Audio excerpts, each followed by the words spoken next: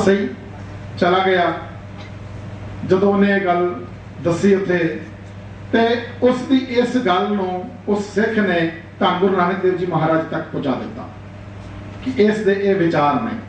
गुरु महाराज ने उसनूं पहले दिन ही अपने कोल बुला लिया, बड़े बड़े भाग उसदे ते पातशाह उसनूं पुछण लगे कि भाई ये सतसंगी जन तैनूं कैसे लग रहे हैं। देखो जिस तरह का व्यक्ति का सुभाव हुंदा है ना, उस तरह की गल करदा है। कहंदा जी महाराज मैनूं ये सारे आवारा पशुओं वर्गे लगते हैं। भाव अजे उसके सुभाव विच पशुपुणा है, उसनूं सारे पशुओं वर्गे लगते हैं। पातशाह मुस्कुरा पे ते आखण लगे पुरखा 5-7 दिन संगत विच टिक।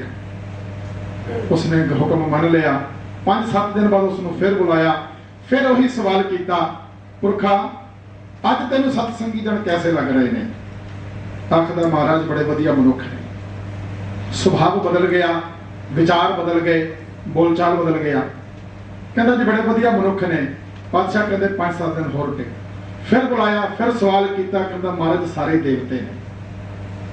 फिर 5-7 दिन बाद बुलाया, कहता महाराज ये सारे मैनूं अकाल पुरख का रूप नजर आ रहे। सो कहण दा भाव जदों सत संगत दे विच आउणा ते अपने आप नूं जदों असीं मन लगा के जावांगे ते साडे सुभाव बदल जाणगे, साडी माड़ी बोली बदल जाएगी। साडे सुभाव पहला पशुपुणे वर्गे ने, फिर मनुखां वर्गे हो जाएंगे, फिर देवतियां वर्गे, फिर एक दिन सानूं सब विच अकाल पुरख का रूप नजर आएगा। सो ऐसा चेंज असीं इत्थों लै करके जाण की कोशिश करनी है कि अज असीं की हाँ, जदों कोर्स खत्म कर लवांगे उदों साडा सुभाव की होएगा। ये चीज़ मैं इस तरह तुहाडे नाल गल साझी करनी चाहता सी। सो बहुत तुसीं वडभागी हो जो तुसीं इसनूं ज्वाइन कीता है। हुण मैं बेनती करांगा सत्कारयोग डॉक्टर शमशेर सिंह जी पंजाबी यूनिवर्सिटी पटियाला तो, मैनूं भी माण है कि मैं भी इन्हां दा स्टूडेंट हाँ और इन्होंने सानूं सारिआं नूं पढ़ाया इस कॉलेज विच। वो आप जी दे नाल 5-7 मिनट लई विचारां साझीआं करनगे। मैं एक बार बेनती होर कर दियां कि समय दी आपां सारिआं ने ख्याल रखना है। डॉक्टर शमशेर सिंह जी।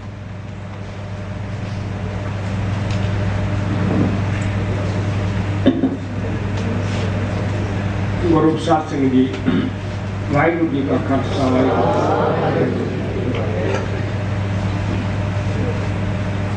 बहुत खुशी की गल है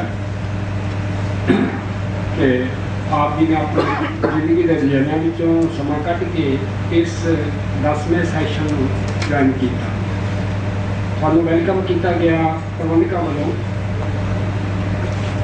मैं 5-7 मिनट किसी टॉपिक के नाल तुहाडे नाल कुछ गल्लां करनियां ने।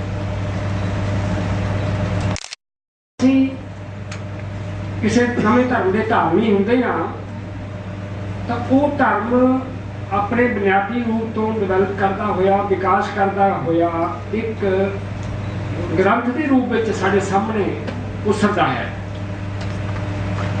तो पहला ग्रंथ, दूसरे नंबर के धर्म ग्रंथ, तीसरे नंबर पे गुरु ग्रंथ। तो ये जो विकास है ये साढ़े धर्म के विच होया।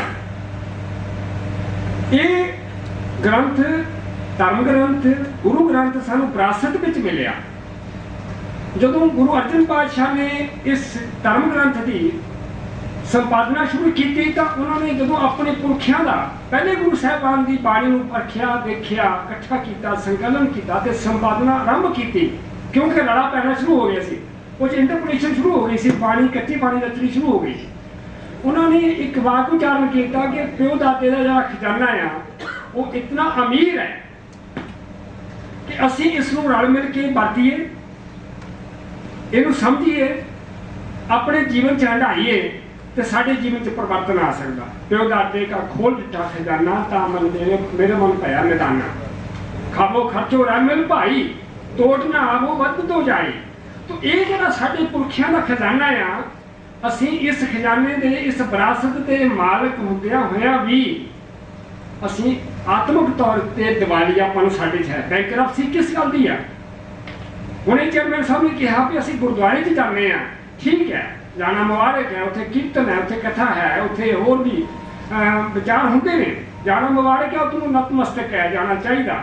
लेकिन जेकर साडे जीवन में परिवर्तन नहीं आया तो इस असी खजाने नूं वरतिया नहीं है। खाली इस खजाने नूं असी जफा मार के बैठे हाँ कि गुरु ग्रंथ साहब साडा जे, इसलिए अज इस विरासत भरे खजाने को अज समझिए, इसनों हंडाइए, जीवन च उतारिए। तो जी प्रैक्टिस है गुरु ग्रंथ साहब एक धर्म सिद्धांत के नाल धार्मिक जीवन का जो साढ़े सामने प्रैक्टिस रखता, गुरु नानक पातशाह ने बाकी गुरु साहिबान ने धर्म ते कर्म को कट्ठिया किया। जो धर्म ते कर्म कट्ठिया है वो ना तो कर्मकांड है, ना दिखावा है, ना वो किसी प्रकार की निंदना है। असी अज इस धर्म ग्रंथ को वाचना है ताकि साढ़े जीवन च परिवर्तन आए। धर्म ग्रंथ मनुखता वास्ते लिखा गया, असी इसको खाली ओन कर लिया कि साडा ही धर्म ग्रंथ है। जदों असी गुरु ग्रंथ साहब को पढ़ते हैं, उस पर चिंतन करते हैं, उस पर विचार करते हैं, तब सानू कुछ समझ आती है, असी एहसास करते हैं कि सारा जीवन इस तरह व्यर्थ गवा दिता।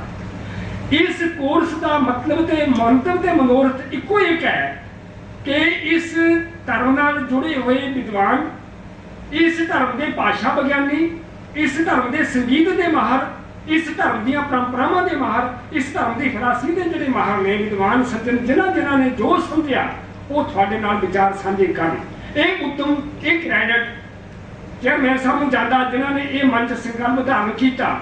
अज तो पहला 9 सैशन जिहड़े उन्होंने प्रारंभ किए, उन्होंने जो आउटपुट है साडे सामने है, तुहानूं प्रेरणा मिली। असी जीवन इन्ने रुझान में फस जाए हैं, मटीरियलिस्टिक एटीट्यूड इतना सारा हो गया कि साढ़े को समय नहीं है। गुरबाणी पता की कहती है, आप जी सारे जानते होंगे, नानक सतगुर भेटिए पूरी होवे जुगत, हसंदियां खलंदियां पनंदियां खबंदियां बिचे होवे मुक्त। साडे जीवन में कभी उन्होंने इस जिंदगी के पक्ष को नकारिया नहीं, नगेट नहीं किया, माइनस नहीं किया। असी जरूर पढ़ना चाहिए, टैक्नोलॉजी पढ़ो, मेडिसिन पढ़ो, इंजीनियरिंग पढ़ो, बाकी सारे शास्त्र पढ़ो, भाषावां का ज्ञान रखो, लेकिन गुरु ग्रंथ साहब की भाषा मैं 2 मिनट आपकी नज़र साझे करना चाहना कि इस साडी बोलचाल की भाषा गुरु साहब ने क्यों लिखी। जदों जदों भी इल्हाम परमात्मा का मैसेज जिथे किथे भी इल्हाम नाज़िल होया, उस धर्म के धारनी, उस कल्चर के धारनी लोगों के विच उसे भाषा में उसनूं उतारिया गया। मोहम्मद साहब कहते खदीजा अपनी बेगम पहली बेगम उन्होंने कहते बेगम साहिबा मेरे कुछ भार पै रहा, कुछ मैनू इस तरह देवनेत गल्लां हो रही, वो जिब्राइल फरिश्ता अल्लाह ताला का पैगाम लैके आ रहा सी, वो लिखिया लिखाया सी। वो कहते मैनू तो पढ़ना नहीं आता, वो आवाज़ आ रही कि तुसीं अल्लाह के नाम से पढ़ो। तो एक इल्हाम है, जदों उन्होंने लोगों का कल्याण करना तो उस लोगों की भाषा के उसका इकरत होएगा। वो जो नाज़िल होना वो अरबी भाषा च होया। जदों हिंदुस्तान की इस कायनात को कल्याण करने वास्ते गुरु नानक साहब को अनुभव होया, उन्होंने जो इल्हाम होया वो सारा उन्होंने अपनी अनुभवता में आके साड़ी बोलचाल की भाषा में उन्होंने लिखा। तो असी अज उसको ना तो समझ सकते हैं, ना अंडरस्टैंड कर सकते हैं, ना उन्होंने पढ़ सकते हैं, ना पढ़ने की लोड़ है, ना साढ़े लोग महानता साड़ी है। हुण जे गुरु ग्रंथ साहब असीं पढ़िए, सारा ही गुरु ग्रंथ साहब मनुख के उपर केंद्रित है, सारा ही गुरु ग्रंथ साहब मनुखता को मैसेज दे रहा, लेकिन मनुखता उस अज्ञान है, लोड़ नहीं पढ़ने की। साढ़े वास्ते लिखा गुरु ग्रंथ साहब, आई मीन मानवता वास्ते लिखा गया सारा गुरु ग्रंथ साहब, सारे उसकी धारनावां, सारी उसका फलसफा मनुख के उपर केंद्रित है, उसका केंद्री बिंदु मनुख है।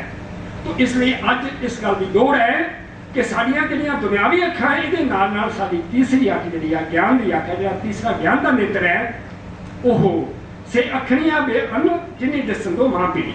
वो तीसरी अख है ज्ञान की अख है, जिसने परमात्मा के दर्शन कराने हैं। तो वो परमात्मा के दर्शन ना तो संसार त्यागण की लोड़ है, ना किरत त्यागण की लोड़ है, ना किता त्यागण की लोड़ है। तो इस संसार के विच रहिंदियां होइयां असीं इस गुरु ग्रंथ साहब नूं अध्ययन कर सकते हैं। ये जिहड़ा उद्यम इत्थे कीता गया आप जी लई, इहदे विच गुरु ग्रंथ साहब की विचारधारा, गुरु ग्रंथ साहब का संगीतक पक्ष, इहदे विच गुरु ग्रंथ साहब की बोली, इहदे विच गुरु ग्रंथ साहब का सभ्याचार, जो साडा सभ्याचार जो हिंदुस्तानी सभ्याचार है, इहदे विच इतिहास दीयां घटनावां, समकाली घटनावां का जिक्र भी आया। इहदे विच मिथिहास नूं भी इन्वॉल्व किया गया कि मिथिहास जिहड़ा है उहदे विच किस तरह दीयां सानूं प्रेरणा तो बाद गुरबाणी उसका कितना जवाब देती है। तो इसलिए इतिहास, मिथिहास, भाषा, संगीत, उस तो बाद साडी बैकग्राउंड नाल जुड़िया होया सारा ही फलसफा जो साडे जीवन को प्रेरित करता, अंदरों प्रेरित करता, अंदरों परिवर्तन लियाउण वाला है, वो गुरु ग्रंथ साहब के किते आ।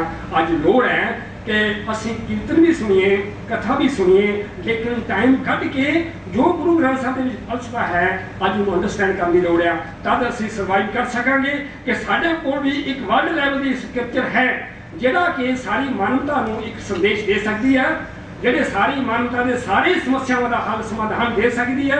ਇਸ ਵਾਸਤੇ ਅੱਜ ਗੁਰੂ ਗ੍ਰੰਥ ਸਾਹਿਬ ਨੂੰ ਉਹਨਾਂ ਉਸ ਨੁਕਤਾ ਲਗਾ ਤੋਂ ਉਸ ਐਂਗਲ ਤੋਂ ਰਿਵਿਊ ਕਰਨ ਦੀ ਲੋੜ ਹੈ, ਪੜ੍ਹਨ ਦੀ ਲੋੜ ਹੈ, ਵਿਚਾਰਨ ਦੀ ਲੋੜ ਹੈ। ਉਹਨਾਂ ਵਿਦਵਾਨਾਂ ਨੇ ਜਿਨ੍ਹਾਂ ਨੇ ਕੁਝ ਪੜ੍ਹਿਆ, ਜਿਨ੍ਹਾਂ ਨੇ ਕੁਝ ਅੰਡਰਸਟੈਂਡ ਕੀਤਾ, ਉਹਨਾਂ ਦੇ ਖਿਆਲਾਂ ਨਾਲ ਅੱਜ ਸਾਨੂੰ ਰੂਬਰੂ ਹੋਣ ਦੀ ਲੋੜ ਹੈ। ਇਹ ਜਿਹੜਾ ਉਦਮ ਹੈ ਸ਼ਲਾਘਾ ਦਾ ਯੋਗ ਹੈ, ਸ਼ਲਾਘਾ ਦਾ ਪਾਤਰ ਹੈ। ਮੈਂ ਸਮਾਂ ਬਹੁਤਾ ਨਾ ਲਵਾਂ, ਫਿਰ ਜਦੋਂ ਆਪ ਜੀ ਨਾਲ ਕਦੀ ਮੁਖਾਤਬ ਹੋਵਾਂਗਾ ਫਿਰ ਗੱਲ ਕਰਾਂਗੇ। तो इसलिए ये अज मुबारक है, दिन मुबारक है, तुसी अपना एडमिशन लिया। मैं तुहानू वेलकम आखदा चेयरमैन साहब अपने वालों आखणगे। धन्यवाद। वाहिगुरू जी का खालसा, वाहिगुरू जी की फतेह।